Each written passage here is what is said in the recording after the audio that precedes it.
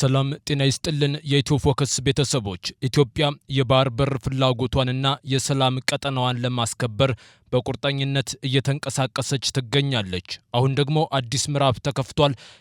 የባህር ላይ ሽብርተኝነትንና ህገወጥ እንቅስቃሴዎችን የሚገታ በዘመናዊ ትጥቅና ስልጠና የተገነባ ልዩ የባህር ኃይል ኮማንዶ በይፋ ስራ ጀምሯል።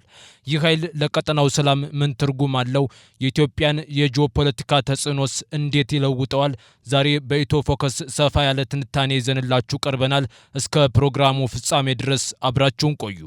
ኢትዮጵያ የባህር ላይ አሸባሪዎችን የሚከላከል ልዩ ኃይል ገነባች። ኢትዮጵያ ከሶማሊያ እስከ ምጽዋ ጫፍ በባህር ላይ የሚያጋጥሙ ሽብሮችን የሚያስቀር ቴክኖሎጂ የታጠቀና ውጊያ የሚያሳጥር ልዩ ኃይል ኤሊት ፎርስና ተቋም መገንባቷን ጠቅላይ ሚኒስትር አብይ አህመድ አስታወቁ። ጠቅላይ ሚኒስትሩ የጠቀሱትን የመከላከያ ሰራዊት የልዩ ዘመቻዎች እዝ የሚመሩት ሌተናል ጀነራል ሹማ አብደታ በበኩላቸው የጦር ክፍሉ መንግስት ለሚሰጠው ማንኛውም ግዳጅ ዝግጁ መሆኑን ተናግረዋል። የኢፌዴሪ የጦር ኃይሎች ጠቅላይ አዛዥ የሆኑት ጠቅላይ ሚኒስትር አብይ አህመድ ስለ ልዩ ኃይሉ ይፋ ያደረጉት በሐዋሳ ስቴዲየም ባለፈው እሁድ የካቲት 15 ቀን 2018 በተካሄደው የመከላከያ ሰራዊት የልዩ ዘመቻዎች እዝ 65ኛ ዓመት የምስረታ በዓል ማጠቃለያ ላይ ባደረጉት ንግግር ነው። የልዩ ዘመቻዎች እዝ መደበኛ ጦር ሊወጣቸው የማይችላቸውን ውስብስብና አስቸጋሪ ግዳጆችን የሚፈጽሙ የኮማንዶ የአየር ወለድና የጸረ ሽብር ልዩ ኃይል አባላትን በውስጡ የያዘ ነው። በሺዎች የሚቆጠሩ የእዙ አባላት የበዓሉ የክብር እንግዳና የኢፌዴሪ የጦር ኃይሎች ጠቅላይ አዛዥ የሆኑት ጠቅላይ ሚኒስትር አብይ አህመድ ፊት የሰልፍና ወታደራዊ ትርኢት አሳይተዋል። የጸረ ሽብር ልዩ ኃይል አባላትም ከሄሊኮፕተር በአየር ላይ በተዘረጋ ገመድ ላይ ተንጠልጥለው ታጋቾችን ለማስለቀቅ እንዴት ግዳጅ ወጡ የሚያሳይ ትርኢት ለታዳሚያን አቅርበዋል። በአንድ አካባቢ ላይ የሉዓላዊነት ስጋት ሲፈጠር በሰዓታት ውስጥ በቦታው ተገኝተው ግጭቶችን የሚቆጣጠሩ እንደሆኑ የተነገረላቸው የልዩ ኃይል አባላትን የውጊያ ማርሽ ቀያሪዎች ሲሉ ሌተናል ጀነራል ሹማ አወድሰዋቸዋል። ሌተናል ጀነራል ሹማ ክብረ በዓሉ ላይ ባደረጉት ንግግርም የእዙ የምስረታ በዓል እንዲከበር ከተደረገባቸው ምክንያቶች አንዱ ጠላቶቻችንን አርፈው የማይቀመጡ ከሆነ ውጊያ ጭራሽ መሆናቸውን ለማሳየት ነው ሲሉ ተደምጠዋል። የልዩ ዘመቻዎች እዝ ከቀድሞ የበለጠ የተደራጀና የሰለጠነ መሆኑን የገለጹት የእዙ አዛዥ በባህርም በየብስም በየትኛውም አየር ጸባይና የመሬት ገጽ የውጊያ ሁኔታ መቀየር የሚችሉ መሆናቸውን አስታውቀዋል። መንግስታችን፣ ተቋማችንና ህዝባችን የሚሰጡንን ማንኛውም ግዳጅ ዝግጁ መሆናቸውን በድጋሜ ላረጋግጥላችሁ እወዳለሁ ሲሉ ሌተናል ጀነራል ሹማ ለክብረ በዓሉ ተሳታፊዎች ባሰሙት ንግግር አጽንኦት ሰጥተዋል። ጠቅላይ ሚኒስትር አብይ በዚሁ ስነ ስርዓት ላይ ባደረጉት ንግግርም የኢትዮጵያ ልዩ ኃይል በባህር ላይ የሚደረጉ ግዳጆችን መፈጸም የሚችል መሆኑን አስታውቀዋል። የአገሪቱ ልዩ ኃይል ከሶማሊያ እስከ ምጽዋ ጫፍ በባህር የሚያጋጥሙ ሽብሮችን ማስቀረት የሚችል መሆኑን የተናገሩት ጠቅላይ ሚኒስትሩ ለኢትዮጵያ ብቻ ሳይሆን ለቀጠናው ጭምር በቂ እንደሆነ አስታውቀዋል። ልዩ ኃይሉ ቴክኖሎጂ የታጠቀ ቴክኖሎጂ የሚጠቀም በድሮን ቅኝት የሚያደርግ መሆኑን የገለጹት ጠቅላይ ሚኒስትር አብይ አጥፍቶ ጠፊ ድሮኖች ካማካዚ በመጠቀም ምሽግ የሚያፈርስ መሆኑንም አስረድተዋል። የኢትዮጵያ ልዩ ኃይል በምሽግ ብቻ ሳይሆን በስትራቴጂክ ቦታዎችና በሰላም ወረዳዎች ውጊያውን የሚያጧጡፍና የሚያሳጥር ተቋም እንደሆነም ጠቅላይ ሚኒስትር አክለዋል።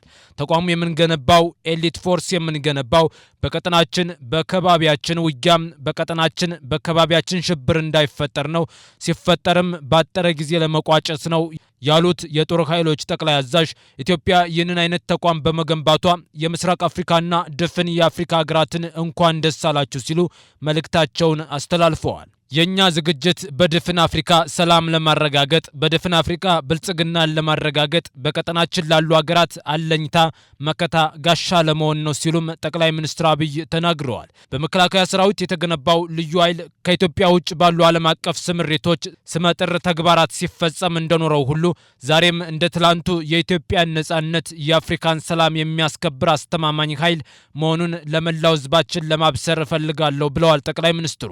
ጠቅላይ ሚኒስትር አብይ ይህንን ንግግር ያደረጉት በኢትዮጵያና በኤርትራ መካከል ጦርነት ይቀሰቀሳል የሚል ከፍተኛ ስጋት ባንዣበበበት ወቅት ነው። አብይ በንግግራቸው የኤርትራን ጉዳይ በቀጥታ አልጠቀሱም። ሆኖም በስቴዲየሙ በትርኢት መልኩ የቀረቡ መፈክሮች ጠቅላይ ሚኒስትሩ በቀድሞ ንግግራቸው በተደጋጋሚ የሚያነሱትን የባህር በርና የብሔራዊ ጥቅም ጉዳይን በጉልህ ያሳዩ ሆነዋል። የጠቅላይ ሚኒስትር አብይ ፎቶ የተካተተበት አንደኛው መፈክር ተወደደም ተጠላም ተዘግቶብን አንኖርም የሚል ኃይለ ቃል ይዟል። ሌላኛው መፈክር ደግሞ የኢትዮጵያን ብሔራዊ ጥቅምና ክብር ለማስጠበቅ ተኝተን አናድርም ይላል። በክብረ በዓሉ ላይ ንግግር ያደረጉት የጦር ኃይሎች ጠቅላይ ኤታማዦር ሹም ፊልድ ማርሻል ብርሃኑ ጁላ የልዩ ዘመቻዎች እዝ በ65 ዓመቱ ታሪክ የፈጸማቸውን ገድሎች ሲዘረዝሩ ኤርትራን አንስተዋል። የእዙ ገድሎች በደርግ ዘመንና በኢትዮ ኤርትራ ጦርነት ወቅት የተፈጸሙ እንደሆኑም ገልጸዋል። በአሁኑ ወቅት ደርዘን ክፍለ ጦሮች በስሩ እንደያዘ የተነገረለት የልዩ ዘመቻዎች እዝ የተመሰረተው በ1953 ዓ.ም የአየር ወለድ ጦር ሲቋቋም እንደሆነ ፊልድ ማርሻል ብርሃኑ ጁላ ተናግረዋል። በ1970 ዓ.ም የፈረሰው እዝ ከ3 ዓመት በኋላ አምስተኛ አየር ወለድ ብርጌድ በሚል ስያሜ በድጋሚ መመስረቱን ጠቅላይ ኤታማዦር ሹሙ አመልክተዋል። የልዩ ዘመቻዎች ክፍል በ1977 ዓ.ም ወደ 102ኛ አየር ወለድ ክፍለ ጦር ያደገ ቢሆንም የደርግ መንግስት ከ6 ዓመት በኋላ ሲወድቅ በድጋሚ መፍረሱን ፊልድ ማርሻል ብርሃኑ አስታውሰዋል። ኢህአዴግ ስልጣኑን ከተቆጣጠረ በኋላ በትጥቅ ትግል ወቅት የነበሩ 4 ኮማንዶ ሻለቃዎችን ከተበተነው 102ኛ አየር ወለድ ክፍለ ጦር ከተገኙ አባላት ጋር በማጣመር አጋአዚ የተባለ ክፍለ ጦር መመስረቱንም ገልጸዋል። አጋዚ ክፍለ ጦር ለውጡን ተከትሎ በብሔርና በፖለቲካ ወግንና ምክንያት ለውጡን ያልተቀበሉ መኮንኖች ባለሌላ ማዕረግተኞችና ወታደሮች በብዛት በመክዳታቸው ክፍለ ጦሩ ተዳክሞ ከነበረበት በማንሳት የመከላከያ አመራርና የልዩ ዘመቻ እዝ አመራሮች በውጊያ ውስጥ ደርዘን ክፍለ ጦሮችን በመፍጠር ለእዝና ለቁጥጥር አመቺ ይሆን ዘንድ የልዩ ዘመቻዎች እዝ ተብሎ የተመሰረተ ነው ሲሉ ፊልድ ማርሻል ብርሃኑ አመሰራረቱን በዝርዝር አስረድተዋል።